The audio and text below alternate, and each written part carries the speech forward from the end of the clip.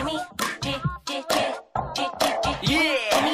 is MC Alfie and Ozzy Star. I'm just chilling, Jimmy Star, yo, sitting down and designing. Why every man never thinking, what are we gonna be wearing?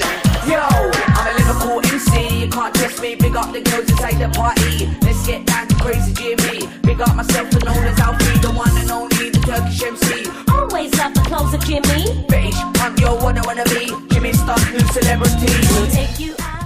Hello, hello, hello. What's up, everybody? Welcome to the Jimmy Star Show with Ron Russell, bringing you the good times in music, fashion, pop culture, and entertainment. And boy, do we have a fun show for you guys today. Before we get started, let's say hi to everybody. We'll start off with our cool, outrageous man about town co-host, Mr. Ron Russell. I swear there are ghosts here. I left these wires last week so perfect so that when I came into the studio, all I had to do was put my wires on. But they were all knotted and tangled as if some poltergeist came here and decided to torture me a little. Then we got the man behind the boards, Mr. Chad Murphy. Haunted, huh? Ghosts? Haunted Maybe, and ghosts. you never know. You never know. Who you gonna call? I got a number for you. Ghostbusters. There you go. Yeah, you go. What up, fellas? We got a chat room full of people. What's up? We want to say hi to Irish Gingers in the chat room. Illy Roos from Estonia. Dave Hughes from the UK, who's going by Cheeky Chappy. Dave. And I don't know who else is in there because it's going by really fast. But what's up, everybody? We got a great show for you today.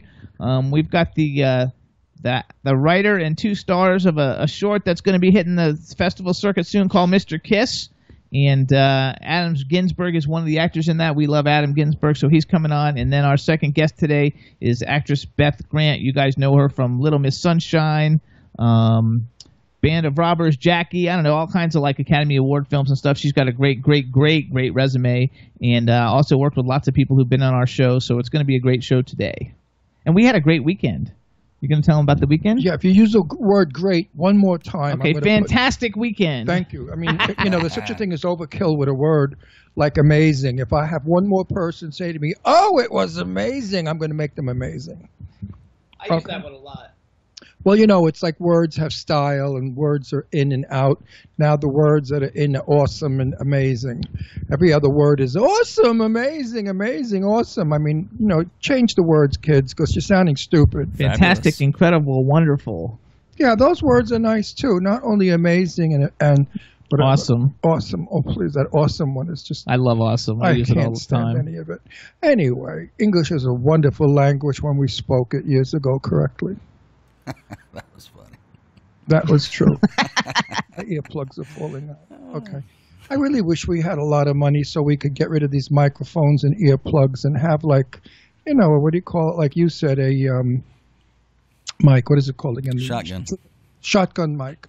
And if we didn't have to wear earplugs. I don't mind. There it is. But that's because why you still you're got from 'em. the year 3. Yeah, I am. You're right. I'm from movies and television where we have proper equipment. Okay, it so was anyway, nice tell working people about with our proper. weekend. What? Tell people about our weekend. Oh, our weekend. What was our weekend? I forgot. Oh my God! Wow. So we went with with Elizabeth Garrick Johnson Lee. and Garrick Lee, who's a famous designer friend of ours, and we went to the La Jolla International Fashion Film Festival. We walked the red carpet. It was a blast. We had a great time. Met a lot of nice people. Miss San Diego, who's a beautiful girl, sweet, clean-cut, charming, a lovely girl. And a few other people who weren't so clean-cut, sweet, and lovely. They were kind of sleazy, trashy, and loaded. But anyway, we had a good time with all the people that were there. Absolutely. It was a lot of fun. I think. And then we went to a restaurant and had dinner afterwards where the after party was, and there was lots of people. We had a good time. And then we drove back from La Jolla to Palm Springs and slept and got up and drove back to L.A. someplace. I don't even know where we were. Agora Hills for a closed set of the movie Xenophobia that is partially being directed by Thomas Churchill. And we met a lot of great people there, and some of the people that we met there are going to be coming on the show soon. We met Angie Stevenson from Sons of Anarchy. We love her. I had a very nice time. We did an around the table with Ron and Jimmy, which seems to be taking off, and it's getting a lot of interest from people. Who knows? We may have a new thing going here. We're going to see. We're going to do a few more and see what you all think about it. Absolutely, and the new one will be up in the next week or two. Yeah, that one I don't think is as it might be as wild. I don't know. We don't know whether to tame them down, keep the vulgarity out, or leave it just go and be what it is. I don't know. The audiences years ago, you knew you had an audience that didn't care for anything that was off color. So you just lived, it was okay. You were able to just be nice without using any words that may offend people. But now it seems that everything you do or say offends a group of people. So it's very difficult to be in the entertainment field and not offend or insult or upset any one group of people. Well, ours is very, the second one that we did is very R-rated. Well, yeah, it was. We really got into some nasty stuff, but it was fun. It's fun. It's funny, stuff. nasty stuff. And yeah, we make fun of these things. We don't do them in a salacious way, like I know, it's fabulous. Like we're supposed to turn the audience on. We do it so that you could laugh with us at the stupidity of what's going on in the world today, and that everybody is so liberal and everybody is so open-minded. Yet they're not. They're all full of crap. They're all narrow-minded, still little people, little minds. But they make believe they have big minds, and they try to boast about it. But we had a good time. I had a good time, yeah. I've always been this way since a kid. I remember when I was little, parents would tell their children not to play with me because I was outrageous. And I was only 8, 9 years old. And see, like at 50, you're the same. At 50, yeah, you're right. In my dreams again. We also went and saw a bunch of movies with our movie pass. We saw Sicario, which I liked very much. I liked Benicio del Toro's work. He did a great job in the film. And what's his name, the son? Josh Brolin. Josh Brolin did a very nice job also. It's an interesting film about the Mexican cartel and how they smuggle people and all the things that they do, and how the CIA goes against the Mexican police, killing Mexican police officers in the job that they were doing to protect some people. It's a very interesting film, politically correct, I believe, by some. It was a good film. You guys will like it. And then we also saw Mamma Mia 2, which I thought was cute, but not a great movie, and Ron hated it. For the birds. I didn't hate it. I just thought, You said, how did these movies get made? No. I just didn't listen, when you make a film, listen, it was on Broadway forever. It was wonderful on Broadway. It was wonderful, the first movie. Don't try to overdo the first movie or outdo the first movie. It's never going to happen. It was a big, big lie because, what was her name, the star of it? Meryl Streep was not even in the damn thing until the end, when she's a ghost and she's singing some pathetic song trying to get everybody to cry. And I just felt it was just garbage. Cher needs to stop. Cher, the face doesn't move. The face is plastic. They put a sheer coating of latex over her face so that her wrinkles don't show. That's what they do now. They make a whole skin. And she looked like a Martian, or she looked like a doll in the window at Macy's or Bloomingdale's in New York. The dolls that dress up the mannequins. And that wig she had on was totally, totally ridiculous. White hair, shoulder length, like a perm that went bad, frizz for days. She couldn't sing. She couldn't move. I don't say look crappy when you get old, but don't look ridiculous either. There's a happy medium. Cher should be more sophisticated, more elegant. Even though she's a rock star, she doesn't have to try to act like a young girl or try to look like a young girl, because it's just not happening. She looks like a 77 or 76-year-old broad trying to look young. And what's worse than that? Nothing. It was fun, though. The movie was fun. I enjoyed it. No, I didn't but it like is kind. But Ron was hemming and hawing through the whole thing. It was cute. It just wasn't great. First of all, it was boring in the beginning. How many hours do you need to tell a story about a chick that screwed 3 guys and one of them knocked her up and she didn't know which one? We established that in the first movie, so therefore those of us who saw the first movie already knew this little story. Now they made it the whole film. Then they bring in that she gets knocked up, the granddaughter, and she has a baby with a guy that's politically correct. He's probably Mexican or South American, whatever. What is he? He looks Mexican. Dom Gleesel. He's American. What's his name? Gleesel. What's the first name? Dom. Well, maybe he's Jewish. Jewish. He's like Spanish. he's like a Golden Globe Emmy. Well, winner. maybe he's Jewish, so I apologize. But anyway, he looks Jewish, Israeli. I think he's Jewish. He looks Israeli or he looks Mexican. Anyway, he was politically correct in the part. The party scene of where the people came from, that they gathered to go to this party, was more than ridiculous. And the jumping around and the trying to do the Mamma Mia thing, it just didn't work. The film doesn't work. It's not geared for the very young because they hated the music, and it's not geared for the very old because it was before our time.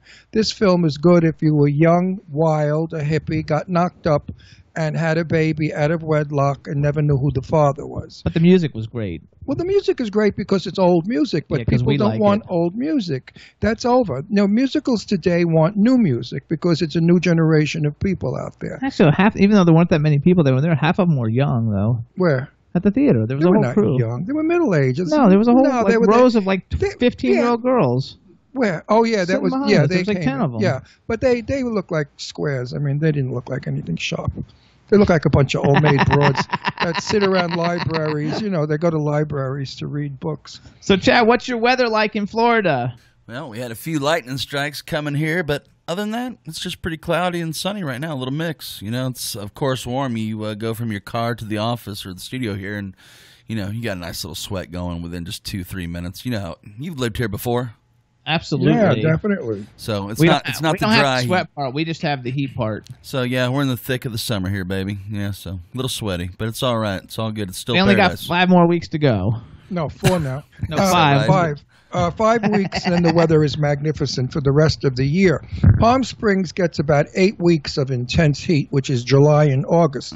I made a stupid mistake. I wanted to hurry the garden, so I went out and bought a bunch of plants, and I planted them, but they're not doing too hot because yesterday was 122 degrees in the sun. Wilted right away, huh? The plants were like breathing heavy and fainting and moaning. They were. You go out in the garden and you hear them say, "Oh, it's so friggin' hot." That's what my gardenia bush said to me. I'm not kidding, Chad. It is a big difference because when you walk out, the heat is so intense that it's like a big wind hits you of like hot air. You're just not used to it. It's like you walked into a sauna. Yeah, it's like you walk into a sauna. You know, dry. But you don't really sweat. You guys got the sauna and we got the steam room. That's right. We got the sauna. You got the steam room. The thing is, really, what's so incredible about Palm Springs is if you have an umbrella and you walk with an umbrella, you are cool. As long as the sun doesn't hit your skin, you are cool. If you go in the pool and come out, it's chilly at 122 degrees of heat. It's chilly when you come out of the pool. I wrapped a towel around me because I'm shaking because it's chilly. Is that insane? It's weird. And that's all because of lack of humidity? Huh? That's lack of humidity? Yes. The humidity was 6%. 6%. It was 122 degrees with humidity of 6. So, you know, it's just desert heat is a strange heat. Once you get down in it, it's okay. It's just when you first go outside, as soon as you walk out the door, like it's like a huge wave of like heat. Like Jimmy's not used to it. Don't forget, I lived here for almost 10 years, and I'm used to this kind of weather. I just stay inside. Yeah. I mean, I forgot that I lived back east in that Pennsylvania place, which was a horror for me.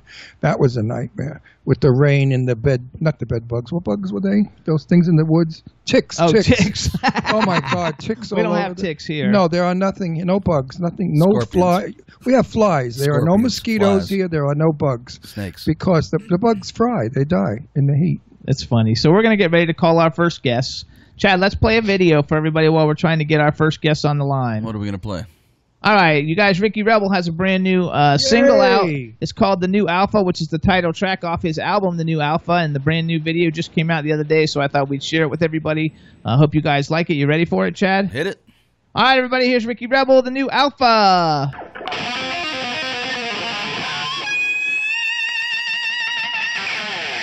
He's the alpha, he's a new alpha. He's the alpha, he's a new alpha. He's the alpha, he's a new alpha. He's the alpha, he's a new alpha.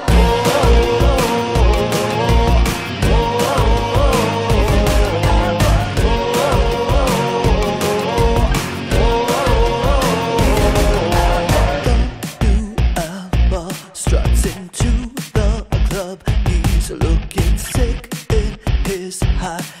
His makeup's perfectly done. The new alpha, getting love from all the females. All the bros, they wanna know what is his secret. He's the alpha, he's a new alpha. He's the alpha, he's a new alpha. He's the alpha, he's a new alpha. He's the alpha, he's a new alpha.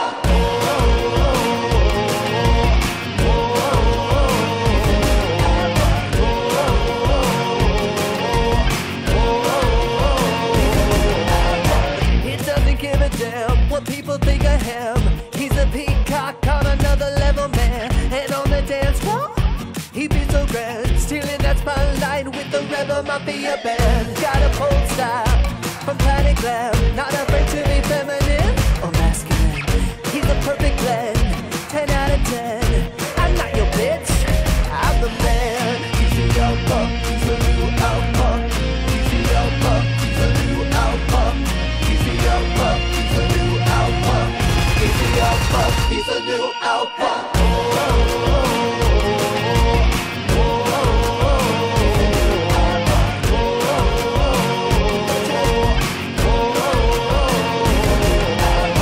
The new alpha's not a woman or a man. The new alpha knows that gender's an illusion. Not afraid to get into the dirt with an AK-47 strapped to his back.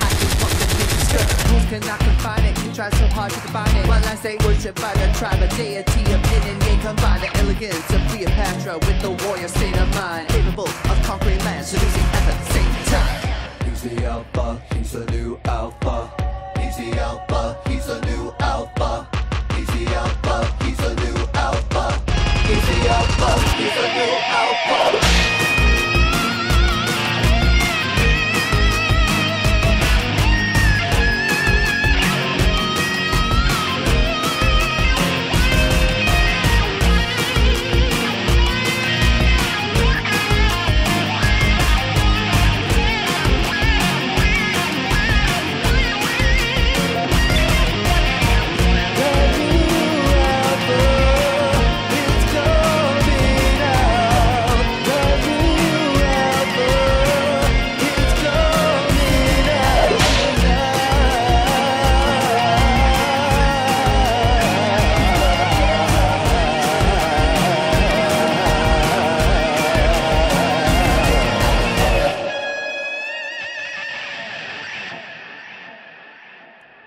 Jimbo, there you go.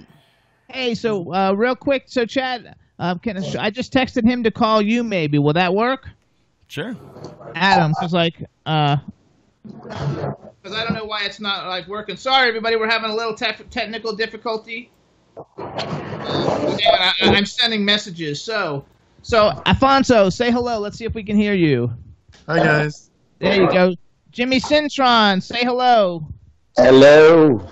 There you go. So we've got 2 of the 3, and while we're trying to work out the stuff with Adam, we'll I don't want to actually do an introduction though yet. So just talk for a second. Let me see if I can work it out. Why am I always the one that has to save the ship? You're not saving the ship, but how am I supposed to type and call people and then talk to them at the same time? How about that we had a normal show with people that came on the studio and sat down with us, so we don't have to fuck around with this bullshit anymore? I mean, I hate your show. I really do. I'm never going to do it again maybe next week. I'm going to leave. I think I'm going to leave it because it's so, like, technically bullshit. We always have technical problems. We never have technical problems. We always have technical problems. Yes, anyway, we do. Say hi to the guests, please. Hi to the guests, please. Hi to the presenters. Thank you guys. Where is Adam Ginsberg? Where is Adam Ginsberg?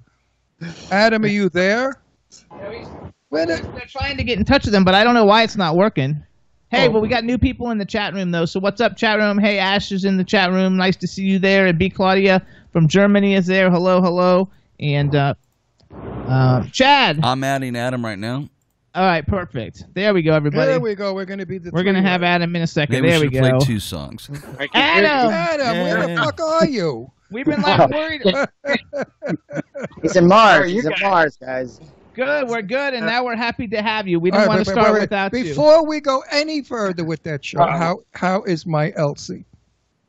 She's fighting. She's fighting very hard right now, Ron. Thank you so much for And asking. she's winning, my dear. She's winning because we love her so much.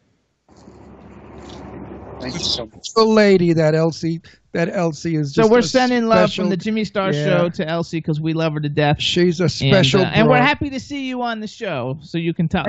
Elsie's his wife, by the way, and she heads up all the wonderful. What are they called? What are your shows It's a called? film festival. The film- The Macabre Fair Film Festival, Haunt Fair, Bizarre Haunted Flea Market. Right. They do all kinds of really cool stuff, and we used to attend the events that now that we're in Palm When we Springs, were on we the don't. East Coast. Yeah, but I already spoke with Elsie years ago about having one in Palm Springs. And as soon as Elsie is capable, we're going to run one in Palm Springs for Elsie.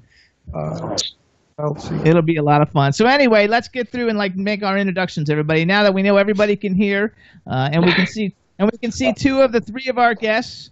Now we want to welcome to the Jimmy Star Show with Ron Russell. Three very talented people, starting off with Afonso Henrique. Then we've got Adam Ginsbergand and Jimmy Cintron. He's the one we can't see, everybody. And we want to welcome you guys to the show since some of you haven't been on here. Didn't he know he could use his cell phone? I don't know what he knows, so... Well, why don't somebody contact this guy and He's tell him? there. Oh, You're talking to him. He's right. That's him right there. Oh, you listen. Jimmy. Use your cell phone as a camera. We can see you then. You don't need a computer. Hey, Adam, you using a cell phone? Ready. Try it with your camera. He can't do it. That's why Why he's can't not you doing do it? You don't have a cell phone?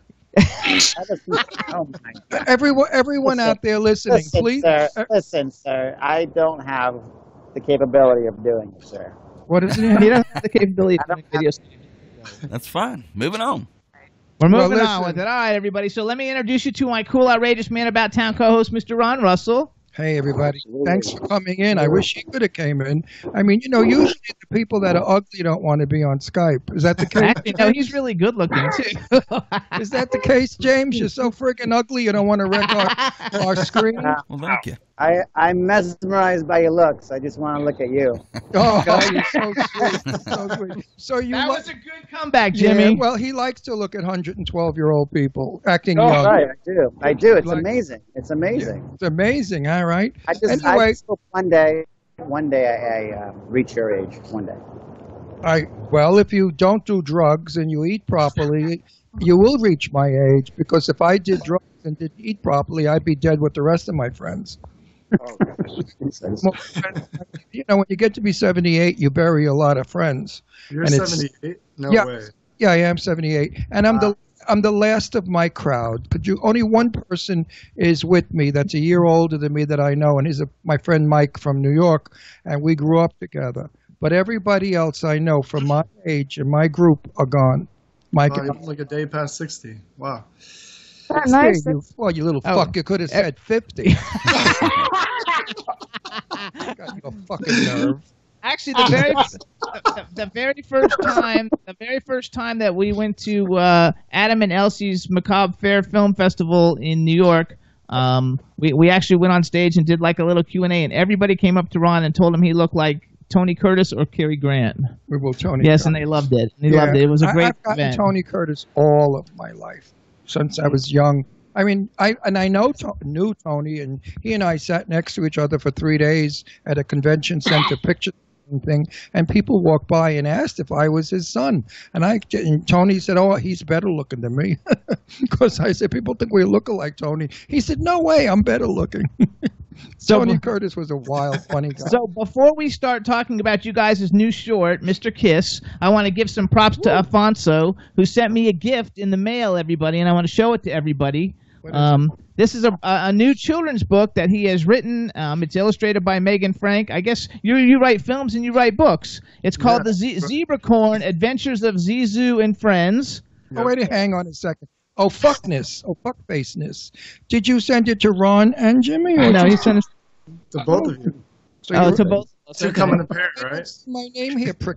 Of course your name. My name's not in it either. Hold on. Well, why isn't everybody it what it shows signed? like? Hang on. Why isn't it Because signed? it came straight from Beautiful Amazon. book. It Check came it out. straight from Amazon. You So gotta tell us, sign it. tell us what. Okay, so it's The Zebracorn Adventures of Zizou and Friends. It's available on Amazon. It's Some illustrated. Barnes and Nobles, yeah. Give me it. Illustrated beautifully. We want to show Yeah, you. it's some beautiful. Show the one that is when I'm becoming the Zebracorn, yeah.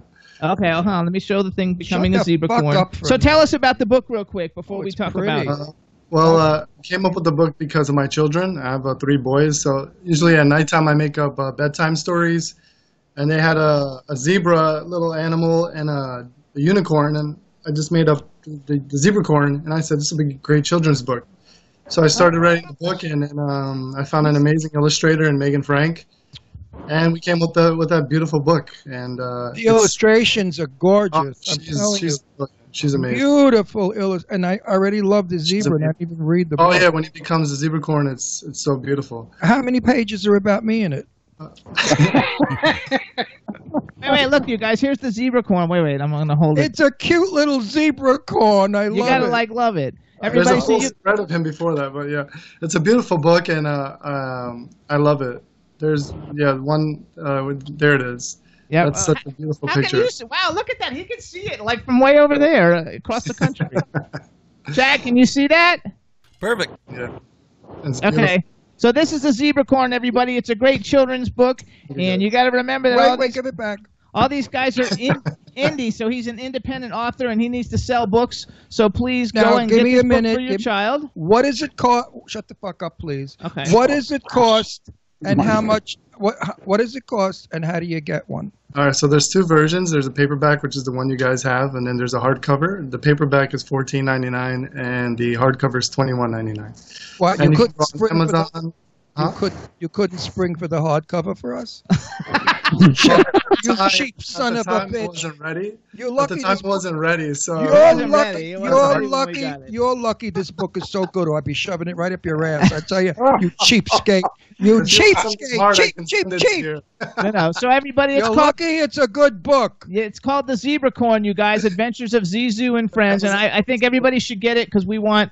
First of all, we want Afonso to sell a bunch of books. No, we don't care about selling books. And I'm working on part 2, actually. It's called The Donkey Corn. Afonso, what we care about is making children happy. That's right. And this book only do that because it's the most delightful looking book. The horse scratching itself with its hoof, which is something a horse could never do, but it's very pretty.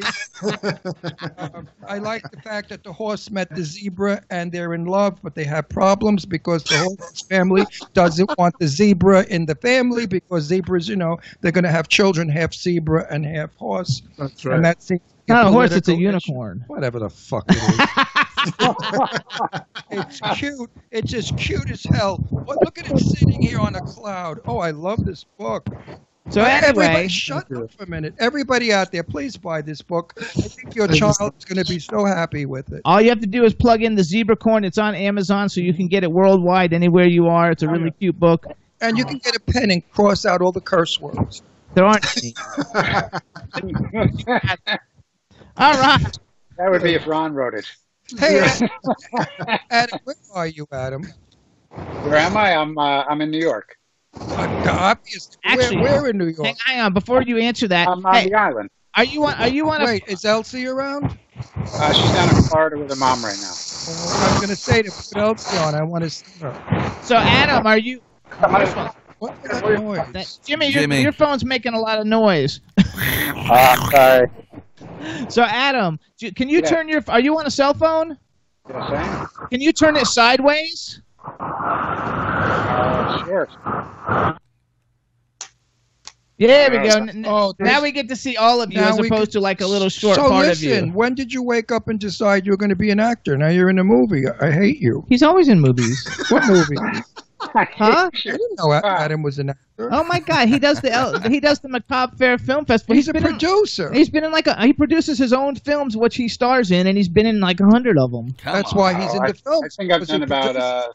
30 or so films since I started about 8 years ago with acting. You're kidding. And that's the reason why you're in films is because you produce them. Otherwise, you'd never get work. No, that's not true. But That's not true because I actually produced like this one to that's get in involved. Meanwhile, Ed, my friend Ed is really becoming a superstar in the horror movies. Tell him to shut his mouth about Trump, and he'll go a lot further. I'll give you a story about Ed.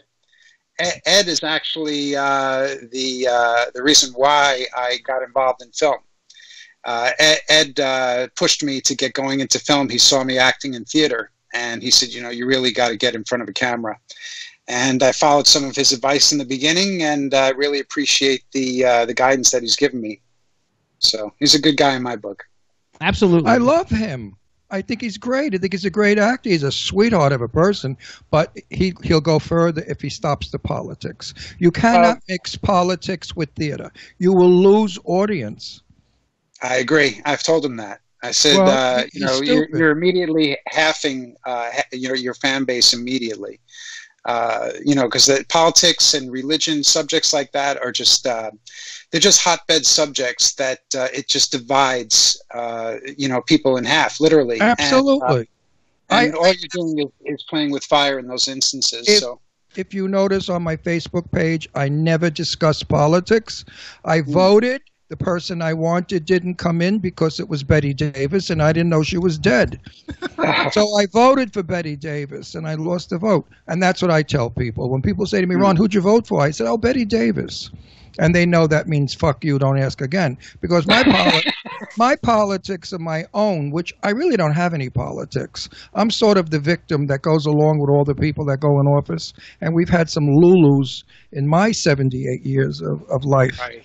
From Roosevelt down the line to this beauty. I mean, we've had a lot of wackos and weirdos and screwballs, and I don't think Trump is any different than any of them, except he's been exposed. If Roosevelt had the media that we have today, you would have known that his wife was a lesbian who had a black lover, and they lived in the guest house off of the main house, and that President Roosevelt had a woman for years that he kept as an affair. And there were rumors about Roosevelt in many ways. That never came out because back then the news, the media had We didn't respect. have Twitter. No, they had respect. Look at now Clinton, blowjob stain on a dress, come all over. I mean, that's enough to make you not want to vote for him, right? And the wife is supposed to be a lesbian. Hillary Clinton is a dyke. She's got the same girlfriend that's a secretary for 10 years. She eats muff. I mean, that stuff doesn't go out. So poor Trump is getting bombarded with all kinds of shit. Okay, wrong. Don't disrespect the President of the United States because other countries won't either. What I dislike is what they do with his wife. His wife is a mother of that boy. That boy has to function in the world with pictures of his mother making out with another chick naked poses of the mother, calling her a whore. I mean, that is so terrible for that little boy. No one is stopping and saying, oh, my God, that's a family. Right. And I'm Italian. Everything is family, family, family, family. And if you don't protect the family, then you're a piece of shit. Also, if you don't like Trump, that's fine. I'm okay if you don't like him, or if you do like him. I don't really care. Wait, let me finish. You got to talk. I'm not talking. I'm just commenting. I think that like he's the president. If you don't like his politics, talk about his politics, but don't talk about his wife and his kids and all this other stuff. Talk about the issues that you're unhappy with, and that's fair game. You're the president. You can get blasted all you want, but keep all the rest of the stuff out. Anyway, though. Right. Talking about politics, you guys have put together a somewhat politically incorrect little film, and it's called Mr. Kiss. It's written by Afonso. How do I actually? Is that how I say your name? Because you have a hard name to say, Afonso. Afonso, yeah. But there's no L in it. It's not hard. There's no L in it. I know. You have to learn to speak Latin. Latin. I can't help it. You have to take a course in Latin. So it's written by Afonso. Say my first name correctly. Ronald. No, Rolando. Okay, whatever. It's Rolando. Say my name. Rolando. Rolando. So hold on. Roll those R's, Jimmy. We have a new short called Mr. Kiss. It's written by Afonso Henrique. It stars Adam Ginsbergand and Jimmy Cintron, which I think Chad like cut him off. I don't know if they're trying to work him back out on it, but it was too noisy. We couldn't hear anything the way he was doing it. So Jimmy, we're sorry, but we couldn't hear anything.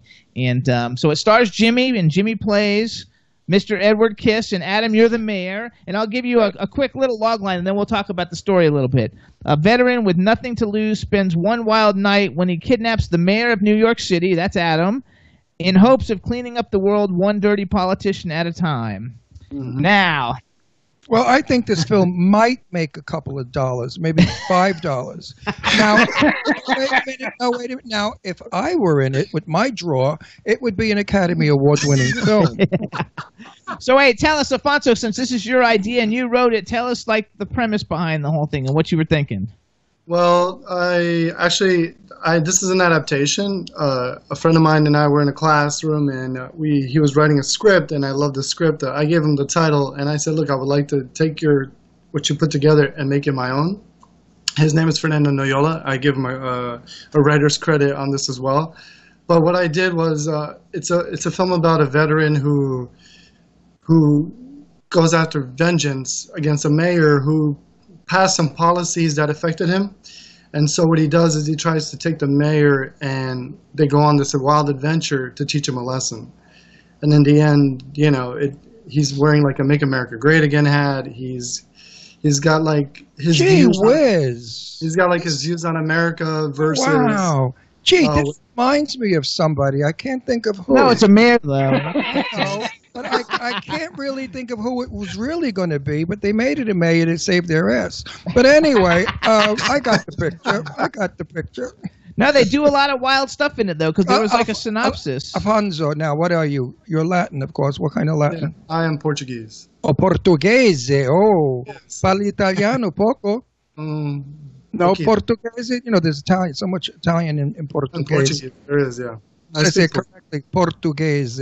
So Portuguese. nobody can see Portuguese. this film Beautiful. yet, right? Meanwhile, the Portuguese are beautiful people, especially the men. Hang on, we're Wait talking. a minute, we'll go back I'm to on a that. run. Have you ever been to Portugal? No.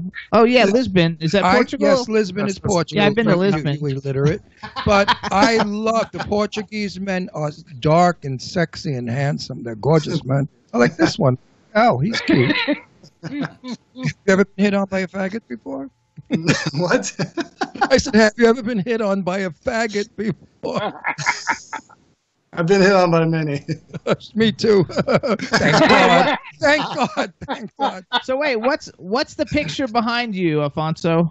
Is that So- from the movie, or is that a different movie? This is a woman at a bar. Okay. So, Your wife's okay that you have pictures of other women at a bar?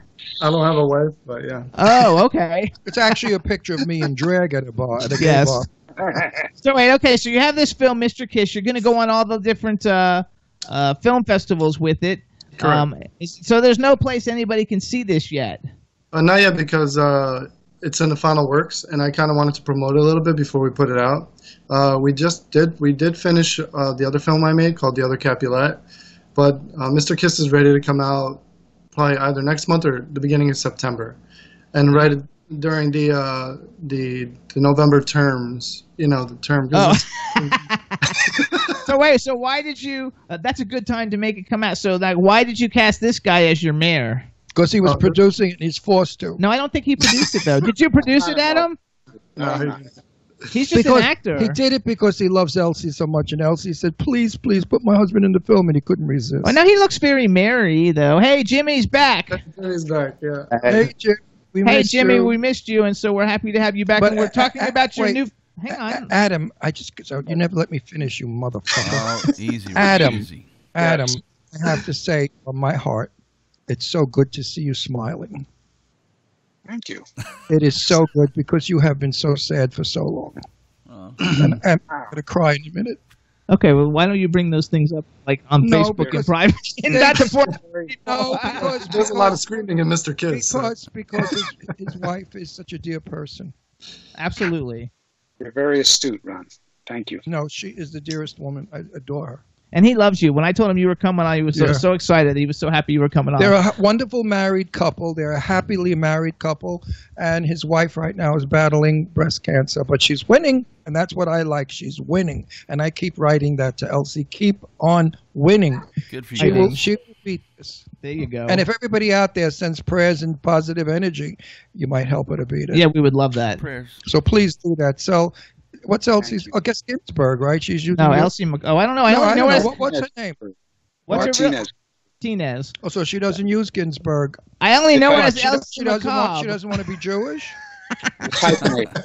I'm half. It's hyphenated, she said. I'm half Jewish. My Italian side, they're Jews.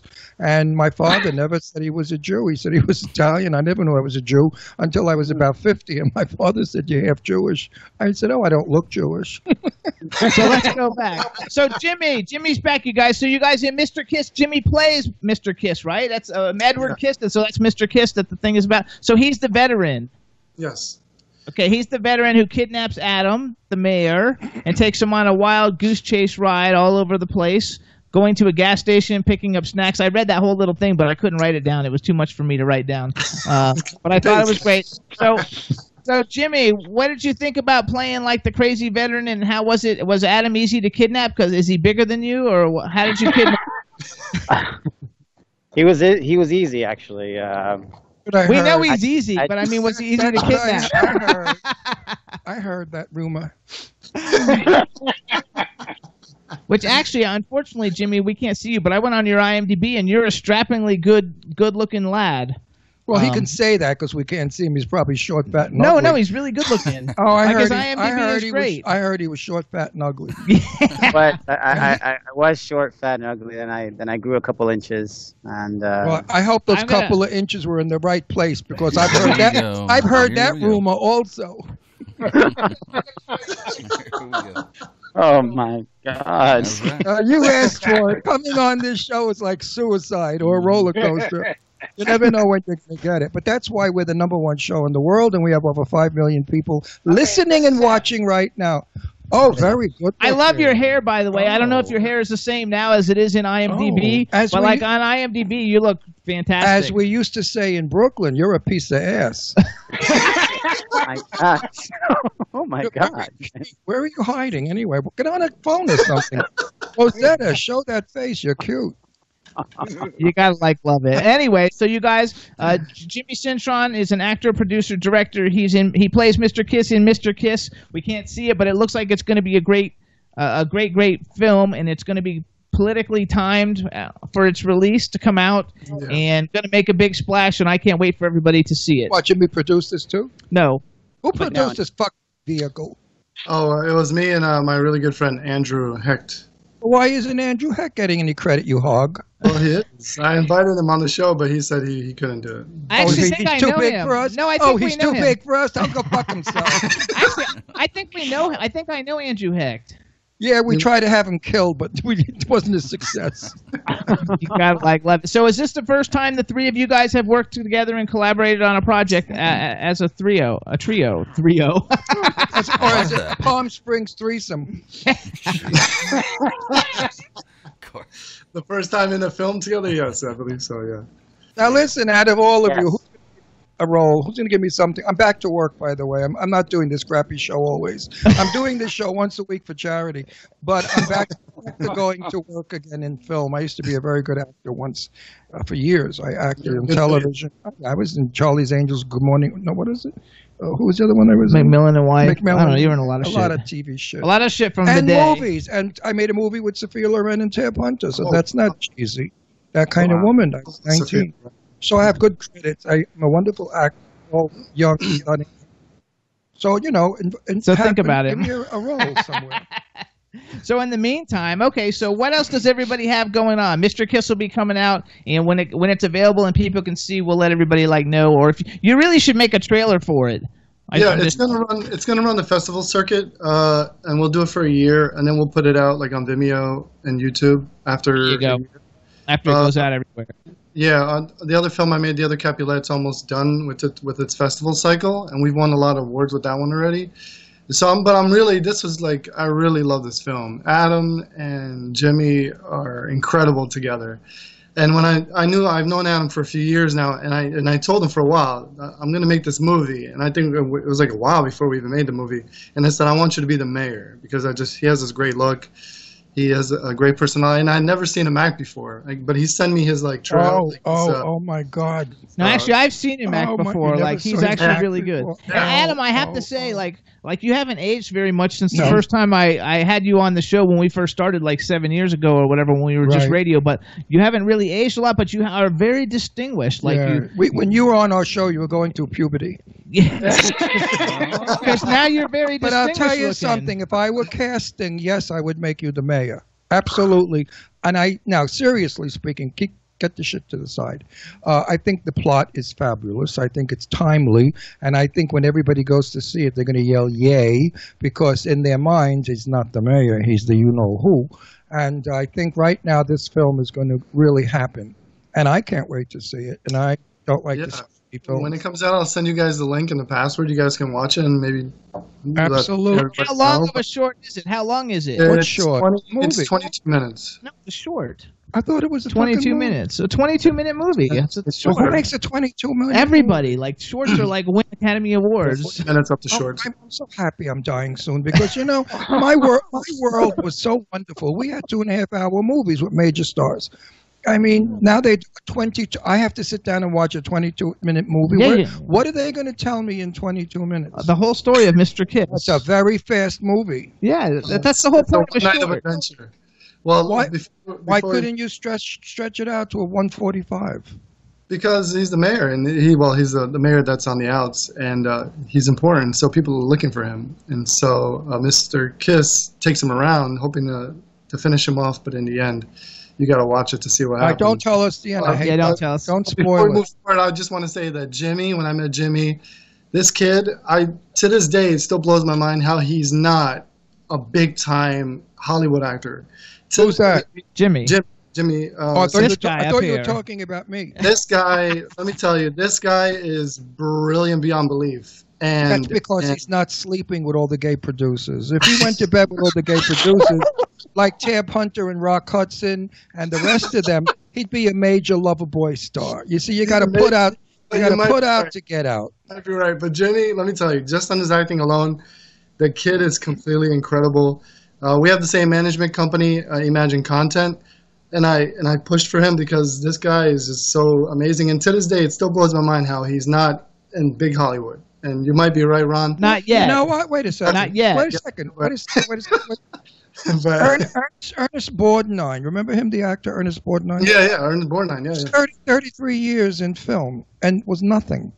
And then he made Marty at age 50-something and became a superstar overnight. So remember, in our business, it may not happen now because now you may not look what they want. You're too young. As in Cary Grant, young, Cary Grant, old. So look at me, 78. I'm coming back. Or like Norma Desmond, I'm returning. Play Gandalf the Grey. Yeah, so it never ends. And this guy has got a whole life ahead of him to build his career. And if he's good and people like his personality, he will be a star. I agree. Jimmy, I think you're going to be a star, too. Your looks definitely do it. I haven't seen you act you're yet. very cute. I got a couple of guys. Whenever you want to switch, I got a couple of guys that would keep you. They're older queens. Very rich old queens, and you never have to worry the rest of your life. You'll be driving a Bentley convertible. You'll be living in a $10 million house in Palm Springs, so you'll have a nice life. All you got to do is lay there and pretend it's Sophia Loren or somebody doing you or whatever. Take it. Just stay there. I mean, who's the young one? Not Sophia. She's too old. Give me a young, sexy one that I like. Charlize Theron. Oh, Shella. I'd like her to do me. Are you kidding? and I'm gay. Woo! So let's talk about what else you guys got going on. Jimmy, what's some of the other things that we might have seen you in, or what do you got coming up? Anything new that we can talk about? Well, right now I'm still working on this film that I wrote, and I'm shipping it around to various producers in LA. So that's really what I'm focusing on right now, honing my efforts on. Okay, and how about you, Mr. Adam Ginsberg? I know you're in a ton of stuff. Like, how's everything going with you? It's going pretty good. I have two that I'm working on right now. One of them is going to be a high-end Batman fan film. I'm going to be playing Commissioner Gordon. That's the mustache growing in, and the other is kind of more of a dark drama piece, very heavy monologue, one character type of thing. A filmmaker kind of going over the ramifications that his films have had on his audiences. That one I'm working on right now. Is a lot of script and memorization going on with that one. Let's talk about the fan film thing for a second, because I actually did a fan film. What's a fan film? It's a very popular thing where people like take characters and make their own films. Like he's what doing the hell's a going Batman on in this fan business? film. I actually everybody and their mother's jumping in our business. No, if you go, a lot of times I go on YouTube and I watch like the trailers for films coming out. They're all crazy wait a second, people. please let me finish. And so you go on YouTube and there's so many videos of trailers that fans have put together for their own idea of what things should look like, and a lot of times they're better than the freaking studio trailers. Right. I was like, unbelievable. And I did a Batman fan film back in Florida like 10 years ago where I played like I don't know what I did, but I had to beat somebody up, which is totally not believable. Oh, please. Oh, please. It was fun. It was like this I'm going to strike you. No, it's I'm not. gonna It wasn't strike that you. bad, I'm but it gonna was hit fun. you. So no, wait. So like, is it your Batman film, or you're just playing Commissioner Gordon in somebody else's Batman film? It's someone else's. Originally, I was going to be one of the producers on it. The gentleman who was putting the project together last year had a health issue, and he backed away from the project. It was kind of shelved. And recently, he came back to me. I was going to play the Joker in it. He came back to me and said, "You know what? I'm kind of revamped in my approach on life and getting projects done since my scare, and I want to get this thing done." So they've already started filming some scenes and such. And I said, "Well, what do you need me for?" And he said, "You know what? I see you more as Commissioner Gordon than the Joker." So I said, "That's fine. I just want to be involved." I'm the Joker. I'm the Joker. Yeah, that's right. I mean, tall, thin, gray hair. No, I could be the Joker in a minute. Anyway. I love it. No, I like those fan No, films. I'm pushing for a show I cannot discuss because I don't want them to know that I want it desperately.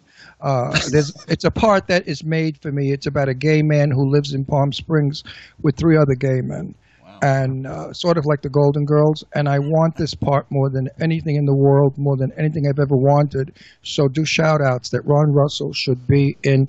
I can't use the name yet. In an undisclosed show that he wants to be in. There you go. I must be in. I work so hard for this film, and I really want to be in it. It will be my film. So let's go real quick. Okay, I know you're on Twitter, Adam, right? You're on Twitter.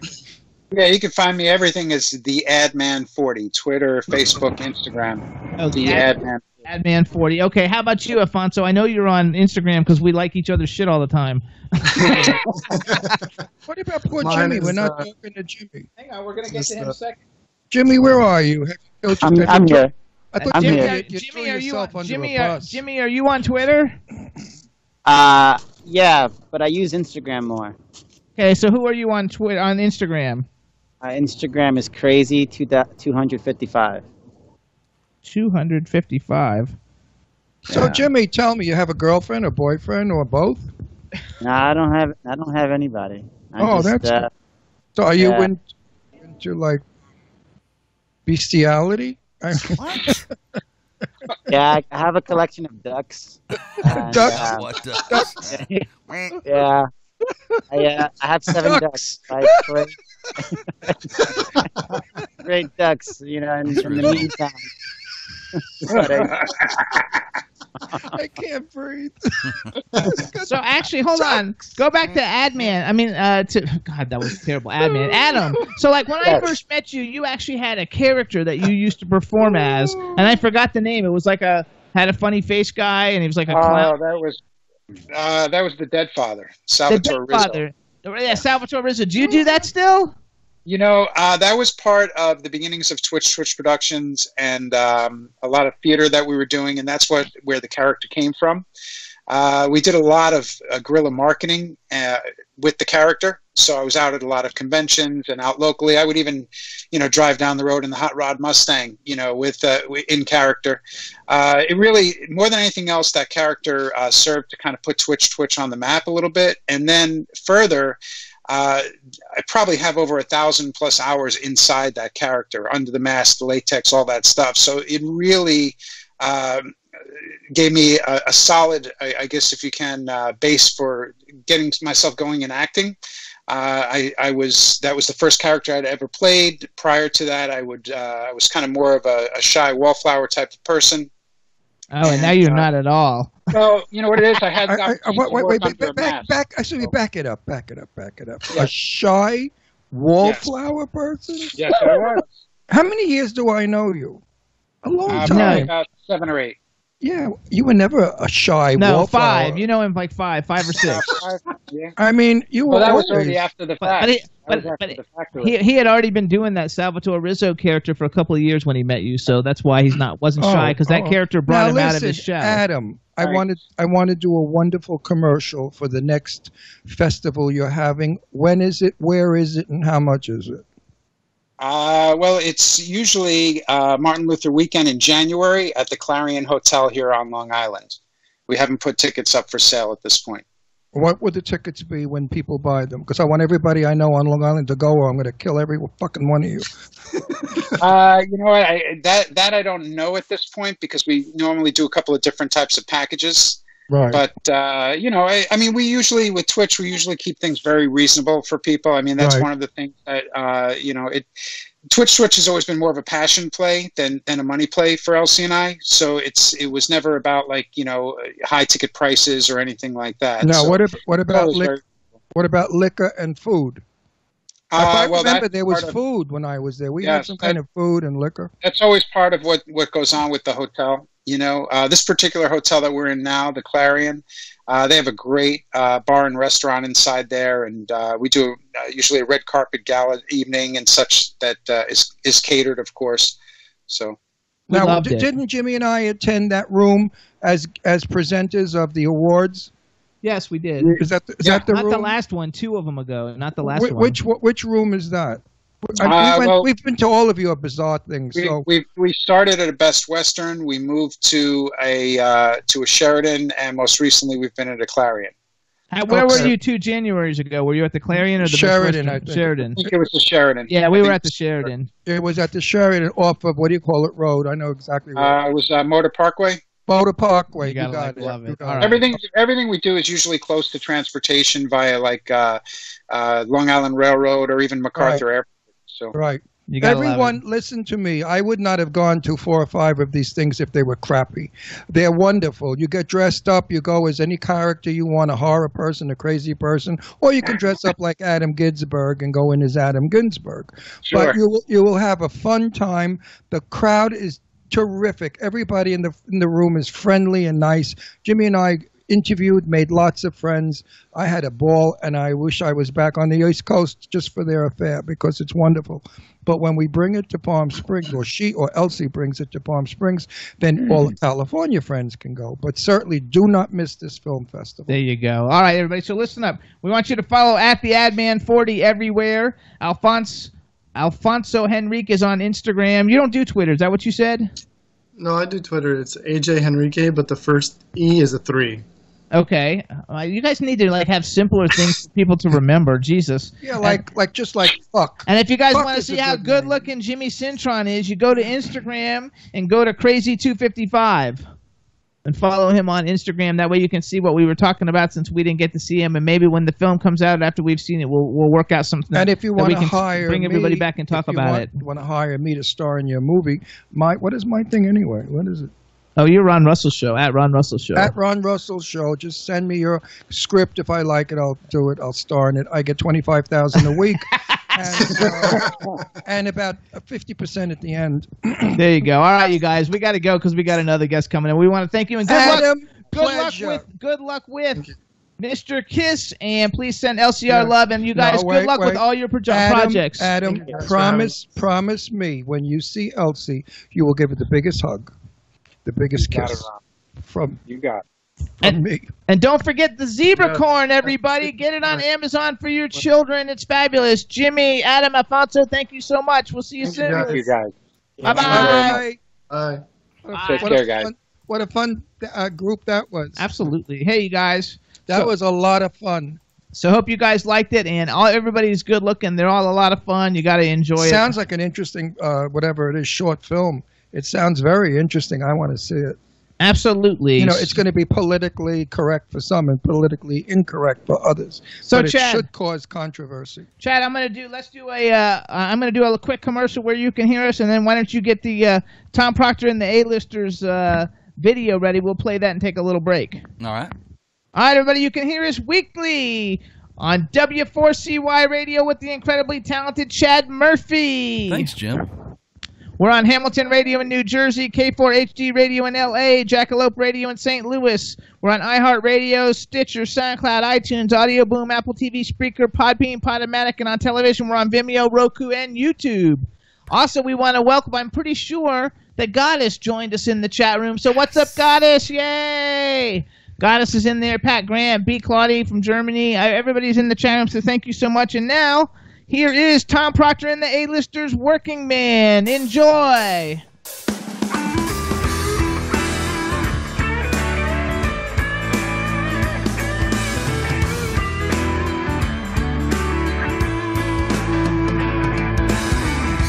Fight the traffic to the city and works for very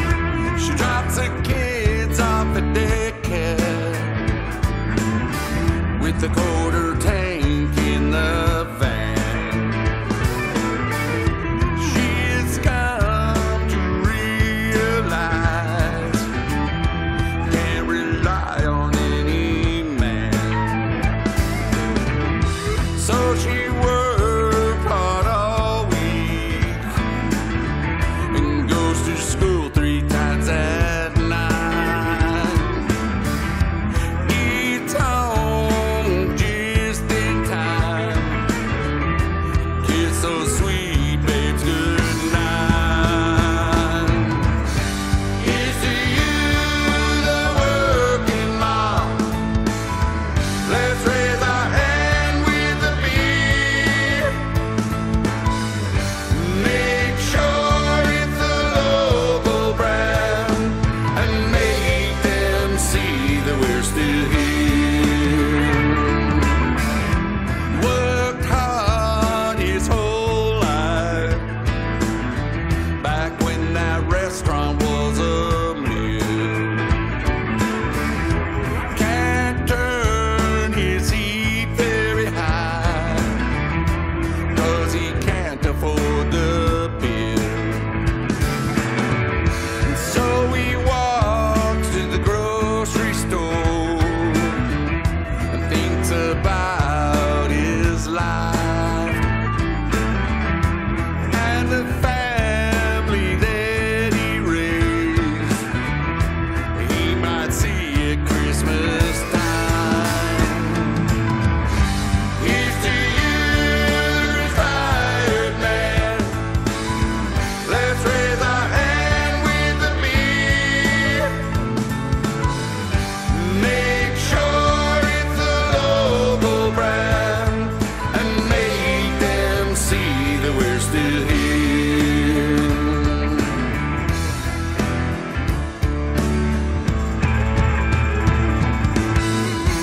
He gets out of his Mercedes Benz with two bodyguards by his side. He's going to that pulpit once again, a place where he's only lied. He says that he's for the working man, but he don't even know our name. If he spent one day in our shoes, he would hide his head in shame. Hell with you, politician man. Don't raise your hand with no beer. You got no right to the local brand, 'cause you don't even know that we're still here. And here's to you, America. Let's raise our hand with the beer.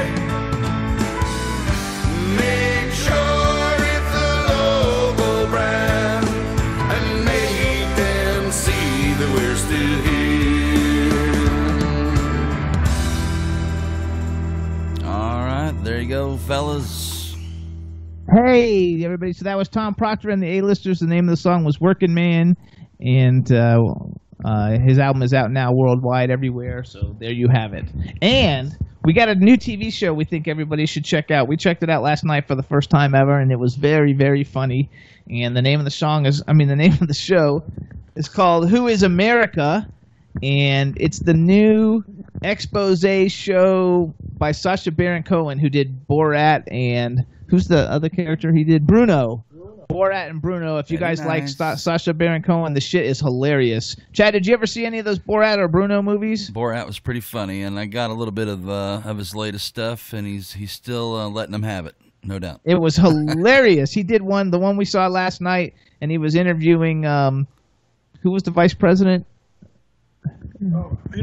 They're gone. Forget their names. I did. Who was the vice president for Bush?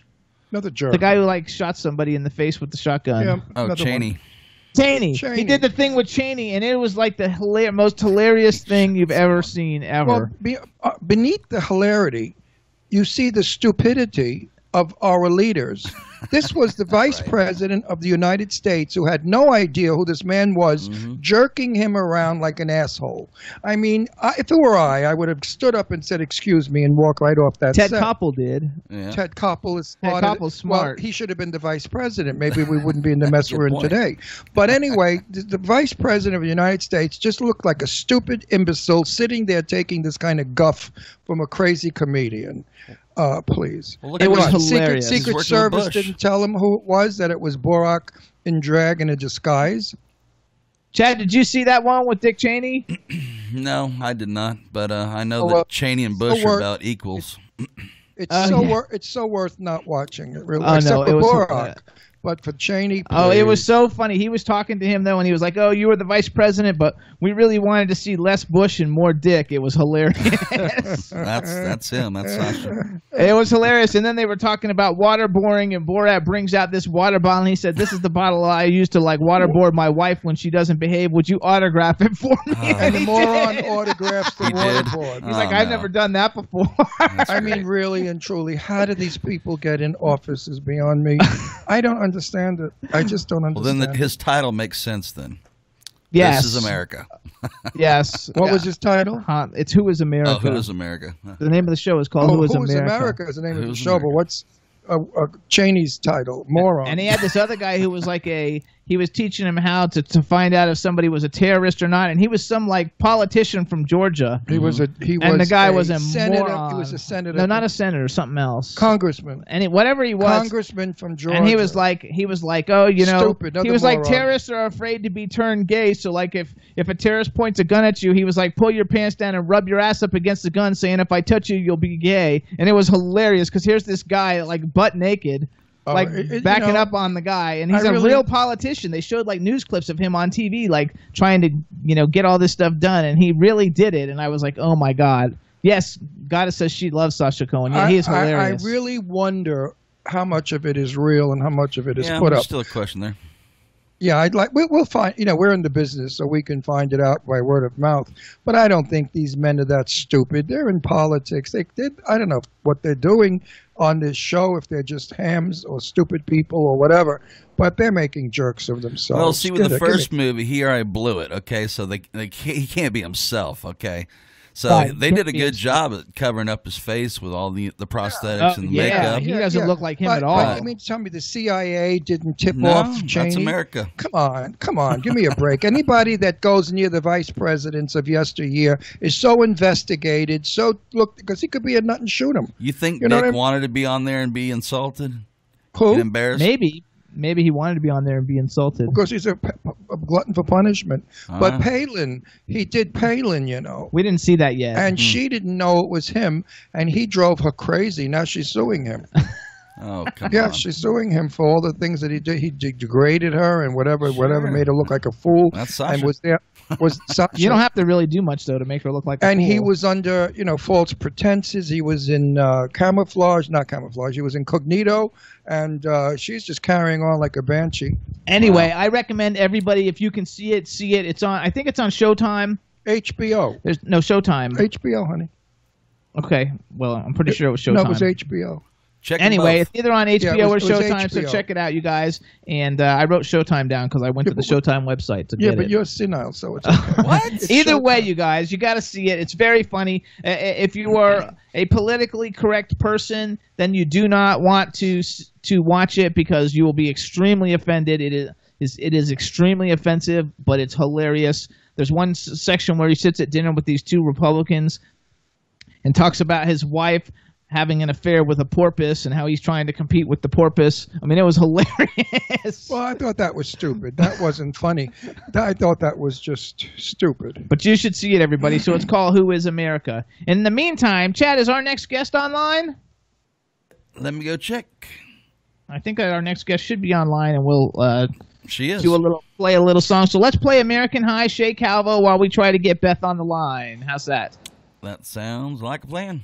All right, everybody, here's Shay Calvo from American High. They were a guest 2 weeks ago. Hope you love Prohibition it. ushered in a period of violence. Gang wars and Tommy guns were the byword of the day. Speakeasies sprang up all over the land, and the police had to seek them out.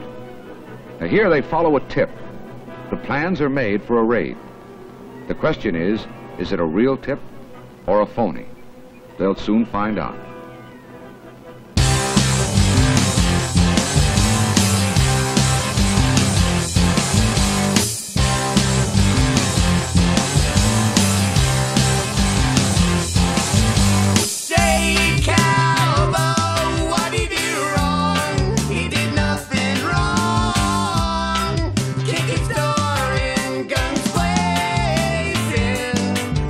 Cowboy!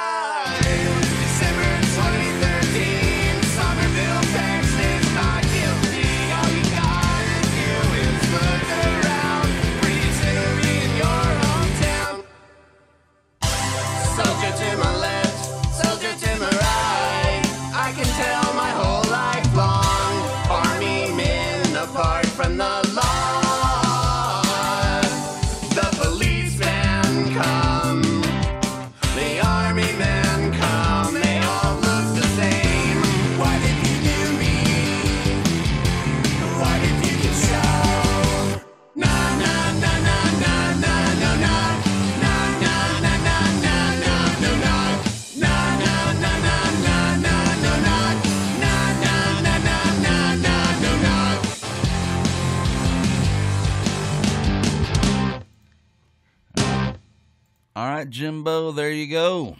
All right, everybody. That was American High, Shay Calvo. You can get it on all the digital download sites worldwide. Now we're going to introduce our next guest. First, we're going to make sure we can hear her. So go ahead and say something. Let's make sure everybody can hear you. Hi, everybody. It's Beth Grant. Hey! I love it.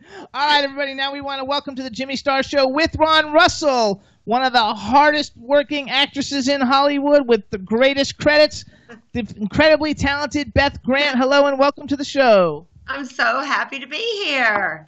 Hey, let me introduce you to everybody. First, we got our outrageous man about town, Mr. Ron Russell. I'm happy you're here.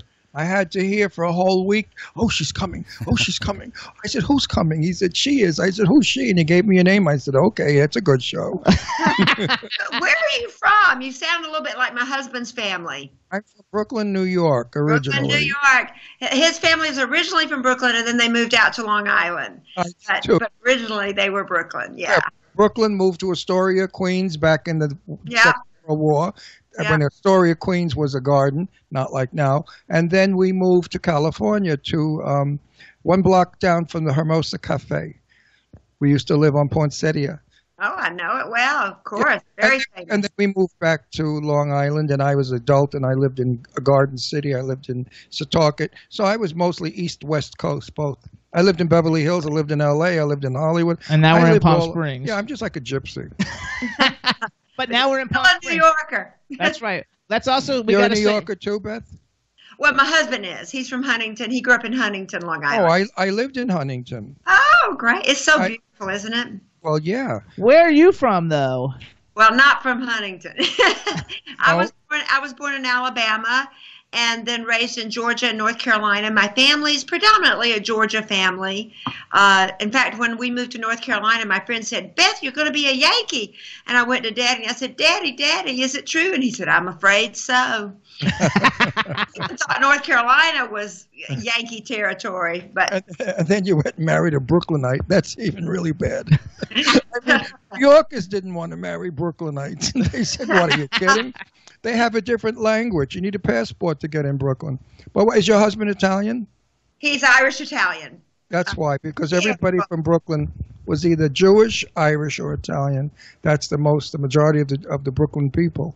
We're the best people in the world, by the way. Oh, I love his family. He's the youngest of 8 kids. Yeah. And they're just beautiful. I love them all. They're all overachieving geniuses, and I just love them. They're great. And we were raised in Brooklyn to be family-oriented. I mean, we love family. It's all about family. Yeah. And our friends, too. We treat our friends well. So hold on. We got to finish our introduction. So Beth, we want to introduce you to the man behind the boards. You can't see him, but you'll hear him, Mr. Chad Murphy. Hello, Beth. Hi, Chad. Welcome to the show. Good to have you. Thank you. Nice to be here. And we have a chat room full of people. Right now we have Belgium, England, Canada, Germany, Estonia, the United States, France, all represented. So say hi to everybody in the chat room. Hi, I wish I could speak all your languages. There you go. Absolutely. I got to love it. So okay, now we can go. Do you want to ask her something or do you want me to go? No, I'm going to ask you a question. Okay, you're gonna ask me. Jimmy. Okay, Jimmy. All week long I've heard you carry on, oh my God, she's made this movie, that movie, this That's movie, just because that movie. I didn't realize Wait a minute, you're such a fan of hers. So go ahead and tell everybody the movie she's Okay, made. so that's right. Okay, so first of all, Wait, and all the stars that she's played with, and let's see if I've worked with any of them. Okay, hold on. Here's what we're going to do, you guys. So this is something I just like to do because stars never brag for themselves, and you really have been in such iconic things, and I couldn't write them all down because your IMDb goes on forever. So I kind of picked out the things that I like a lot, and I picked out the actors that I think everybody will know, and this is only about a third of her IMDb, you guys. But check this out because she's a super talented actress working in all kinds of things. So here's some of the films she's been in and television shows, you guys. She was in Speed with Keanu Reeves, Tu Wong Fu, Thanks for Everything, Julie Newmar, The Drag Queens. No, Julie. She's in a series of unfortunate events now, and that's Patrick Warburton, which is one of our biggest shows. It got 8 million plays. The Mindy Project, American Gods, Jackie, Band of Robbers, The Office, Modern Family, Rango. She's voiced one of the characters. That's the movie. I think Johnny Depp voices somebody in that too, right? There you go. Won the Academy Award for Best Animated Feature. The Artist, which won 5 Oscars. Little Miss Sunshine won 2 Oscars. No Country for Old Men won 4 Oscars. Nice. She's in Sordid Lives, the movie, and Sordid Lives, the series. And we are friends with David Steen and Bobby Eakes, who live here in Palm Springs, and they're in that with you. And David Steen played my husband in another Dale Shores movie called Blues for Willa Dean. There you go. You were in Jericho, and we had Skeet Ulrich on the show. Skeet. Flags of Our Fathers. I love The Rookie, and I love Rockstar. I really love Rockstar. I watch that all the time. Donnie Darko, and we've had several people from that on. Crazy Heart, which won 2 Oscars. And here's some of the people, you guys. And this is just like some of them, and you're not even going to believe like all these great names. I will raise my hand if I know them. Okay, we got Dennis Hopper, Mark Wahlberg, James Duvall, Paul Dano, Woody Harrelson, Alan Arkin, John Goodman, James Cromwell, he follows me on Twitter, Missy Pyle, Josh Brolin, Javier Bardem, Tommy Lee Jones, Stephen Root's one of my favorites. I hope he's nice. Love him. He's fabulous. Sienna Miller, Guy Pearce, Hayden Christensen, Joseph Cross, he's been on our show. Ryan Felipe, Jamie Bell, Paul Walker, which I did the costume design for Too Fast, Too Furious, so I met him. And Steve Carell, Tony Collette, Greg Kinnear, Rue McClanahan. Oh, I don't know. Joanna Cassidy, Jessica Chastain, Josh Lucas, John Hamm, Colin Farrell, Maggie Gyllenhaal, Jeff Bridges, Sandra Bullock, Bradley Cooper, Thomas Hayden Church, James Cromwell, I said, Abigail Breslin, Mindy Kaling, Ike Barinholtz, Emily Browning, I love her, Ian McShane, love him, Orlando Jones, Natalie Portman, Peter Sarsgaard, John Hurt, John Carroll Lynch has been on our show, Stephen Lang's been on our show, Shailene Woodley, Molly Ringwald, Steve Carell, Ed O'Neill, and Sofia Vergara, and that, you guys, is only about 20% of her list. So number one, we want to say congratulations to a stellar career. You're busy all the time, and you've had such memorable roles in all of these films. And I actually watched I watched all your clips from Little Miss Sunshine yesterday, just because after I got off the phone doing a test with you, I thought, I'm just going to watch that, and you're just hilarious. Oh, thank you. In it. So congratulations on all of it. That was fun. Absolutely. I think that character, I love my hairdos. That's like my favorite character element of all the work that I do is if I don't have the hairdo for the character, then I have more research to do. And her hair was so perfect. We teased it as tight as it would go, made it as big as possible, and did that little flip at the end. And I was thrilled with the hair. That's where everything. Oh, and then the costume, I felt like I was an orchid. So almost like. Anyway, your hairdo right now, this is the most perfect hairdo for you. I did hair for years. I worked in Sutton Place for La Jolie Femme. And actually, I became Jane Russell's dearest friend for years, the legend Jane Russell. Yeah. And at the very end of her life, I used to do her hair when we went out. So I'm happy to say I did. I like your hair. Yeah, well, I like your hair. It's very flattering. The bottom is feminine and soft and youthful, but it's not stupid. It's a classic look. Your hair. This picture of you right now can go back 20 years or can go forward 20 years. That's the trick. Years ago in Hollywood, as you well know, they did hairstyles that stayed forever. Some stars had bangs because they had big foreheads. Joan Crawford always had to have softness because she looked like a man. And Betty Davis always wore softness and fluff. I mean, all the great legends kept their look. Today, some of the stars don't get that. And they think that doing a different hairstyle or color will make them look better, and in fact it doesn't, unless it's for the part. Now, would you change your wig color and your makeup for the part? Of course you would, yeah. You're a character actor. You always, though, have your hair up in buns and all kinds of stuff, she's what's called a class actress.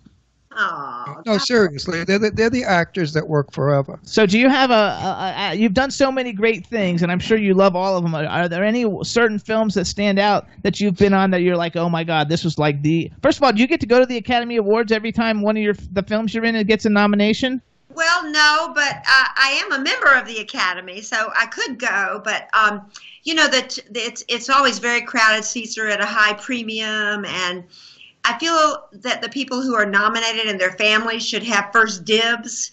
And so, I almost went for The Artist, and I almost went for No Country for Old Men, but they were the cast, they took up the pictures that were allocated to them, and if I weren't sitting with them, then I'd be so far away. So I haven't been. It wouldn't be any fun. It wouldn't be any fun. What's the price for a premium seat? Well, let me think. How much is it? It's around, I think, $1,200, something like that. You gotta be kidding. I hope they never nominate me. Cheaper. It used to be cheaper, but I think it might be $7. Oh, maybe I'm thinking of for two. I might be thinking of Me Plus One. Might be $700 each, and so it came to around $1,400. I don't remember exactly, so I might have exaggerated. It's still a steep ticket to go sit there and get bored if you're not winning. But I don't know. It's fun. I love watching the Oscars in my pajamas with a bowl of popcorn and my husband. And I like to be with only positive people. I don't want anybody sitting and making fun of anybody or ridiculing any of the choices, because to me it's a very special thing among our peers, to support. It's about support. And the Academy Awards are really to help people get the word out that they're these great movies. I mean, I don't even want to call it publicity. It's really about creating word of mouth on pictures that might not normally have an audience. So I'm really a big supporter of it. Do you believe what I believe it was Marlon Brando that said? The Academy Awards is totally unfair because if the script is great and the character is great, any actor that plays it will win. Now, they should have it where it's the same character, an actor's trying out. In other words, you know what I'm saying? Do you believe that? If all 5 of us did the same role, then we get to get best, right? Exactly. That's what Marlon Brando felt, that the Academy Awards was all publicity and bullshit. Well, it is certainly a lot about press relations and public relations. Right, PR. To get people to go to the movies, that's for sure. But I think of it as a great thing because there are a lot of little movies that would never. I was just seeing a preview for something that reminded me. Remember Big Girls Don't Cry? Yep, sure. That little film would never have been seen if Hilary Swank hadn't gotten notices and, been nominated. And then she won, too. And I think a lot of little films would be overlooked if it weren't for the Academy Awards. And we work really hard. I watch every single film I can, and all my friends who are in the Academy work very hard to make sure that they see everything. And so I think it promotes films. Now, so you had wait, do you believe that politically correct actors win when it's time that they have to win to make the politics of today better? Well, I think that look at Jane Fonda winning when she wasn't popular and when people were giving her a hard time, and she still won. And she said there are a lot of things to be said, but now's not the time to say them. And she graciously accepted and left the stage. And I think, I think we're pretty objective. I think it's more about the work. Sometimes I will say that actors, you can't help but consider their whole body of work, because they are who they are and they bring all of that to each role. So, I think incidentally their body of work may influence us. But really, I'm watching the performance of that film. And I get my final choices down to a short list, and then I watch all of those films again. I love it. Sure. That's exciting. So you have a film that you did. I'm not sure. Maybe you wrote it or you produced it. It didn't get nominated for an Academy Award. And I think it's just something that's fun on your resume because I noticed it. And it's called Herpes Boy. Herpes Boy. It's a great movie. The title is outrageous. So tell us what I don't know what it is. Tell us what Herpes Boy actually is, and can we see it anywhere? Well, he doesn't have herpes. It was on Netflix. I'm sure that if you Google it, you could find it somewhere. But it was on Netflix. But it's this great guy, Byron Lane, and he wrote the script. And first of all, the guy that called and asked me to do it said, I have this film. It's called Herpes Boy. I said, I'm in. I just... the boldest title I've ever heard. But then, of course, I read it. And then I asked several of my friends to do it. Octavia Spencer was in it. Anna O'Reilly's in it. My husband's in it. My daughter's in it. And it's a terrific little film. And we made it for $1.50. I mean, and it won Austin Film Festival Avant-Garde. It won Comic-Con Best Comedy. And did get distributed. So it was a success. But you're right. It did that not. Can you imagine that being announced at the Oscars? Wouldn't that be great? Boy. Why not? It's a fact of life. Absolutely. Herpes. He has a birthmark, and he becomes a video sensation. It was before YouTube was as big as it is now, and it was an early film about video popularity, and somebody gives him that monocle, and he becomes a sensation. And What a great film, though. Like, first of all, it has an AAA list cast.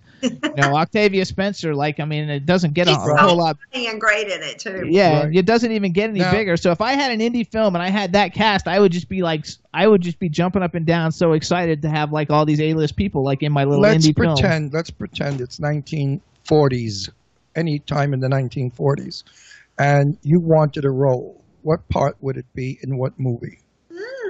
Jezebel, maybe. Although Betty Davis did a fantastic part. Unbelievable. I wouldn't ever want to outdo her. That was a great role. Ron knew her. I knew her well, and she disliked that film intensely. She did? Yes, because she wanted Gone with the Wind. And she said, Warner's threw me Jezebel, and they tried to make me do Gone with the Wind as Jezebel, she said, and I was very against it. Betty's favorite film was Now Voyager with Paul Hunreid. Well, that one is, that's all. So Jezebel would have been a good movie for you because Betty didn't want it. It was bad. Yeah, I mean, I loved it. I thought Henry Fonda was wonderful. What's his name that played the bad? What was his name? That wonderful actor who was a character actor. God in my day. You know, Academy Award for it though, didn't she? She got the Academy Award for it. I think she was nominated. But I don't remember. I always wanted to play a Southern Belle my way. It's not a part that I That would be a stretch for you because all you have to do is pull your accent out. And then, but they don't, normally when they're doing a Southern Belle, they give her very patrician features, and I have very angular features and a square jaw and so on. But honestly, a lot of us look like this. We really... Absolutely. And if you read the book Gone with the Wind, they say she was not beautiful. She had personality, and that's what is emphasized so much in the South is to, be nice to other people, be polite, have manners, and have personality. But with Gone with the Wind, it was the press they did. They wanted, who will play, what the hell was the name of the character? Scarlett O'Hara. Scarlett O'Hara. Who will play Rhett Butler? And that was the thing, and they used to stick everybody's face in the picture of the two characters in billboards, and it would be Paulette Goddard or Joan Crawford or this one or that one. And then they went ahead and picked a nobody who was big in England but not here. She was great, though. I will say that Vivian Leigh has an English accent. Come on, she sounded like, I love those Georgia peaches. She was able to do. Her accent comes from the Brits, and the Irish and the Scots, of course. But so she was brilliant, and Gable, of course, was Gable. So you do a lot of comedies and you do a lot of drama, both. Which a lot of times, I think, a lot of actors get pigeonholed, and they a lot of times they're good at one or the other, but not both. And you're good in both. Do you prefer one over the other? Well, at this stage of the game, I prefer comedy. I've done so many. I've been killed so many times. I've been murdered. I've killed others. I've held shotguns. So at this time in my life, I would really like to stay in joy, and I want to put into the world. I think the world, especially now, needs a lot of love and comedy and humor relief from the pain. So, you asked me before what were my favorite characters, and I think that my top two are definitely Sissy Hickey in Sordid Lives, and then Kitty Farmer in Donnie Darko. Those two characters just were part of my soul. Kitty Farmer's very much like a PE teacher that I had, and I have a very rigid part of me. I'm a Virgo, and I really am sort of a control freak and a perfectionist, and I'm always trying to find an answer. Like Kitty Farmer, she believed in love, not fear, and she was very enamored of Patrick Swayze's character, and she's, devastated at the end when they find out he's a pedophile, and so she's trying to make life neat and clean, and I relate to that. Then in Sissy Hickey, I didn't want to do the role at first because I didn't think I looked like a smoker, even though I used to be a smoker. Certain smokers, they really have a look to them. Yes, they do. And I thought that I wasn't quite right for it, and Dale thought I was crazy, and he took me to his house, and he showed me a picture of his Aunt Sissy, and she looked like my grandmother, and I said, okay, I'm in, I know what to do. And so I had to doctor her up a little bit, and finding that hairdo. I had used that hairdo once before, but not often, only this one other time. And I didn't want to do a typical beehive. I wanted it to be something else. So it's more like You Love Hair, more like a hairdo from the 40s. And as Dell says, it's a French twist gone awry. And so Donnie Darko, though, too. Donnie Darko is like such a cult. Like, I don't think Ron's ever seen Donnie Darko. I'm friends with James Duvall, so I've seen it. It is fabulous. And it's wonderful. And it's a great, great movie, and it is a cult, like, favorite. Like, everybody loves Every Donnie Darko. generation, you know, Sordid Lives and Donnie Darko, they're like the Venn diagram. Some of their fans cross over in the middle. And both of them have these very loyal fans, and they pass them down to the younger generation. And so our fans continue to be new and old, you know? Yes. It's wonderful. We redid Donnie Darko. They redid it in the new 4K, and we had a big premiere last year. And I was so thrilled to see these young kids there discovering it for the first time. Yes. And Sordid Lives is the same way. So those two are very special to my heart. But No Country for Old Men, I mean, not only did it win Best Picture and all those other awards, but that character was very similar to my grandmother.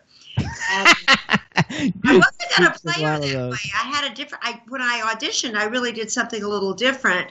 I just had my hair pulled back in a ponytail and no makeup. But then when I went for the costume fitting with Mary Zorfries, you probably know her work. She does most of the Coen Brothers movies. And she showed me pictures from 1980, women who were in their late 50s, and they all looked like that. They all had this, you know, little perms in their hair, little silver hair with perms, big glasses, sort of saggy boobs. And she kept showing me. I said, "You really want to do this look, don't you?" And I said, "Okay, I'm in." And I said, if they want me to do it, I'll do it. So I really was so scared to take a chance and do something that extreme, but I never regretted it. Hang on. So hold on. Let's go. So you said in auditions. Now you have all these credits and you've worked with like every A-list Hollywood actor that there is. Do you still have to audition? Sometimes, not all the time, fortunately, but sometimes I do. And I'm happy to audition if it's somebody that doesn't know my work, or if it's someone who only sees me a certain way and they've never thought of me. Like a different way. Offer me a Southern Belle, an aging Southern Belle, and they say, "Well, I don't know, you've done all these earthy characters and country characters. Could you really do a debutante?" Then I would audition, because that's something they haven't seen me do.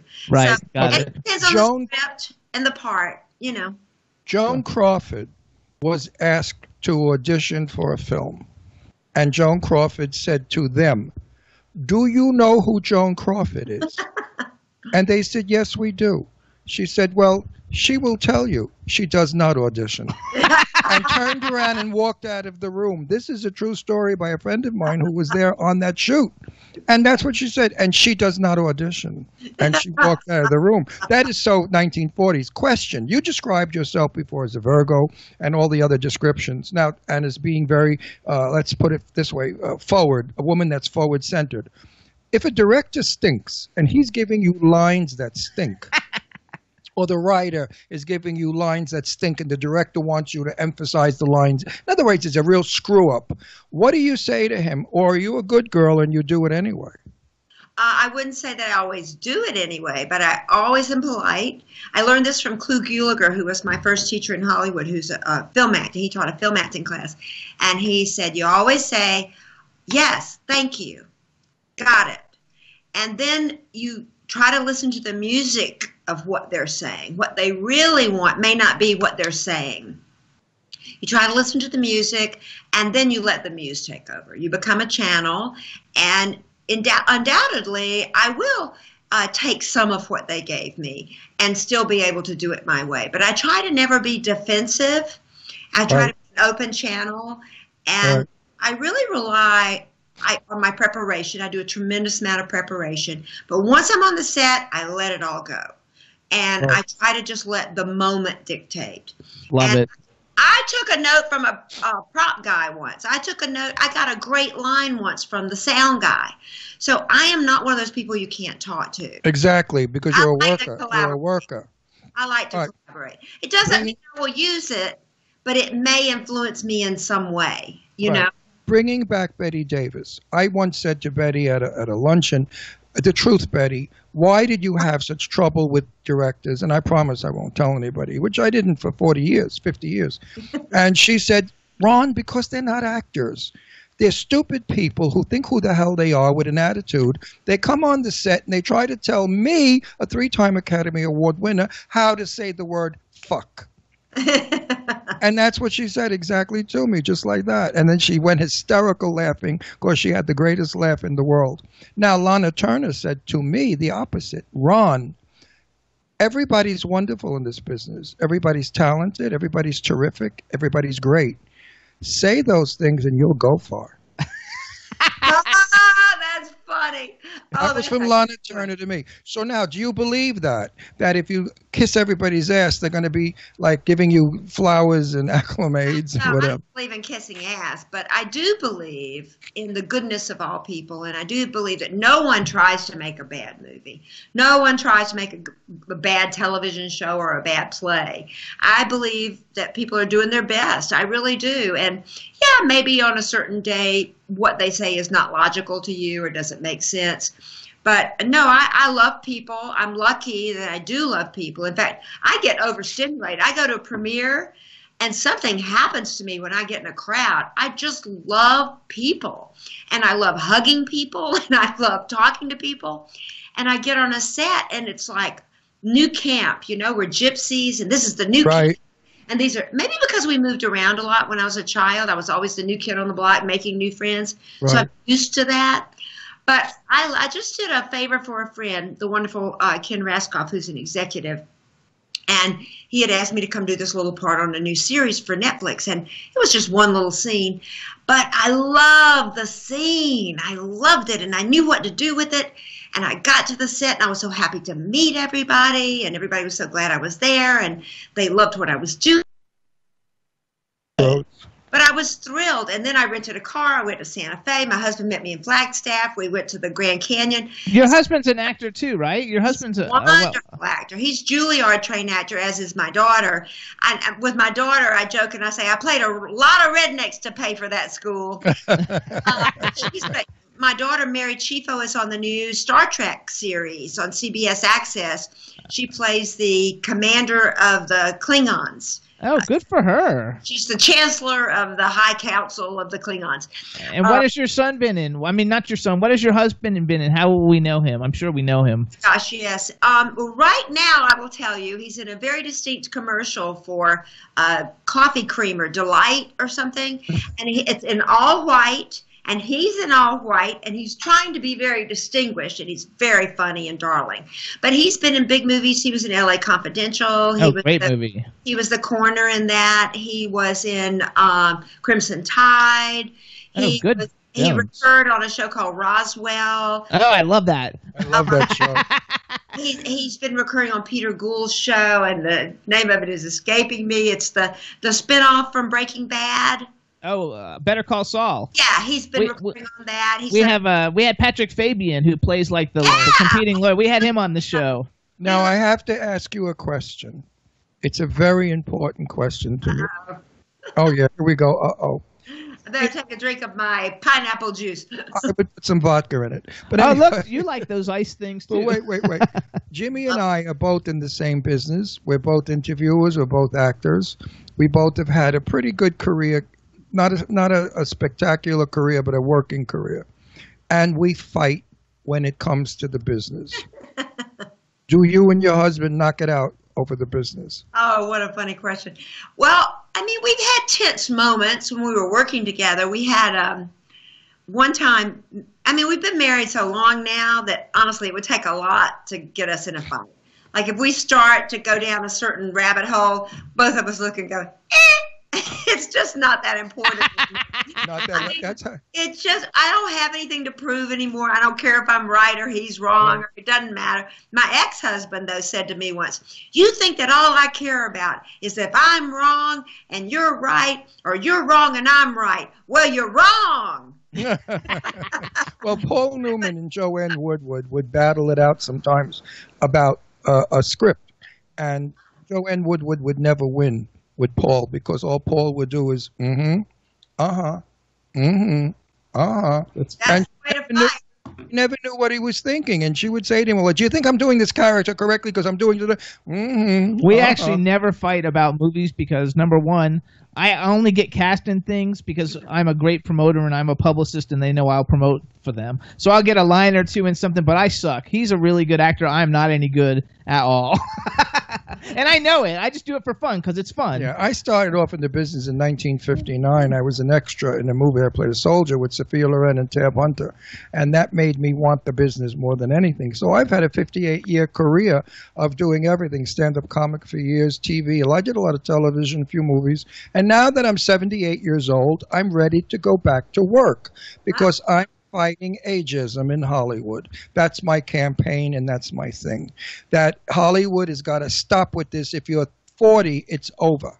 For a woman, a man a little longer. She works all the time. And she's only 39. Wait a second. She's a very lucky actress that has a wonderful reputation, I'm sure, and a good track record of films.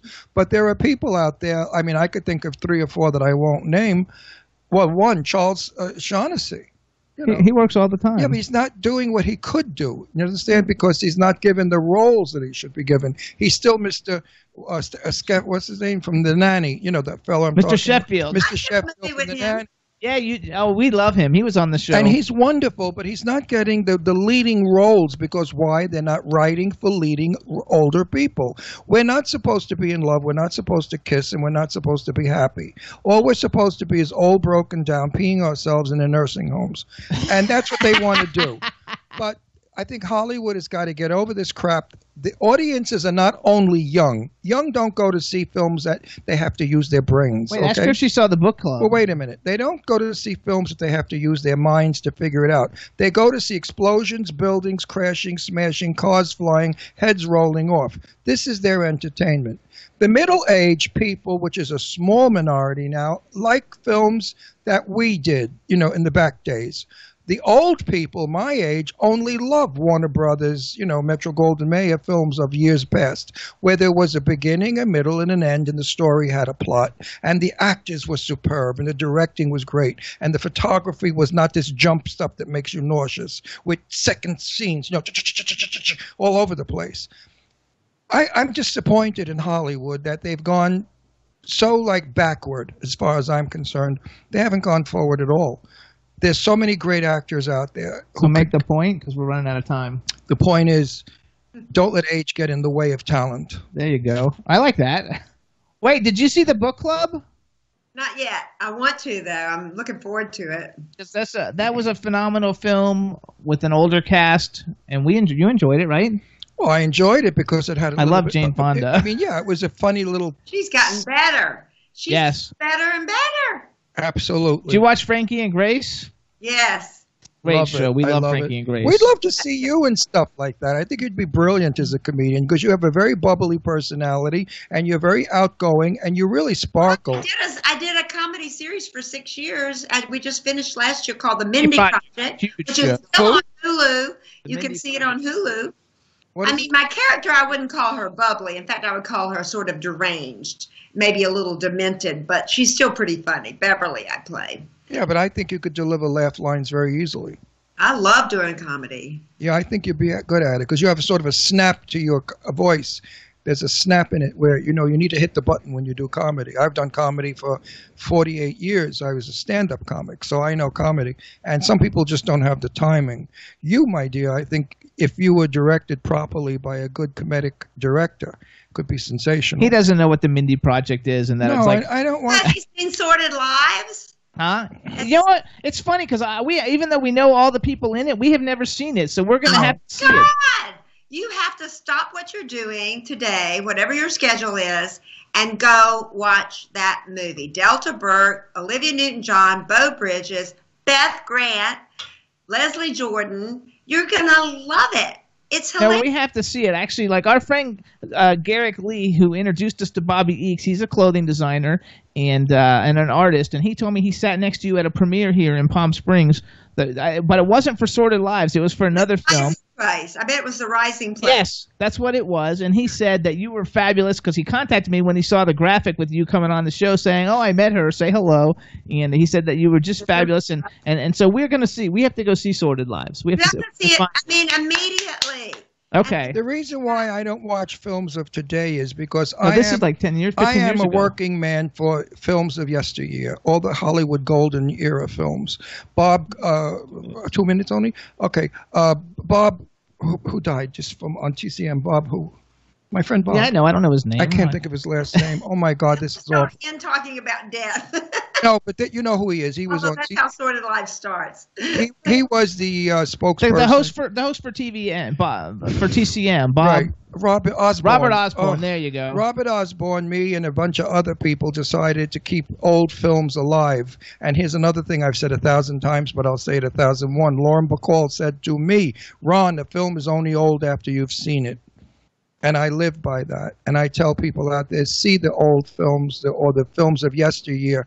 They're brilliant. If you're an actor learning the craft, look at those films. There's a lot of tricks you could learn, nuances, little things that they don't teach today that they taught in studio actors years ago. So I'm going to get him to watch Donnie Darko because I've seen it a million times. And we are going to watch Now I Sordid know you Lives. and I like you. And we are going to watch Sordid Lives. Yep. And we have 1 minute left. So real quick, so you worked with everybody. Who's on your bucket list of the one person that you have not been able to make a movie with that you think, oh my God, I'd love to work with this person?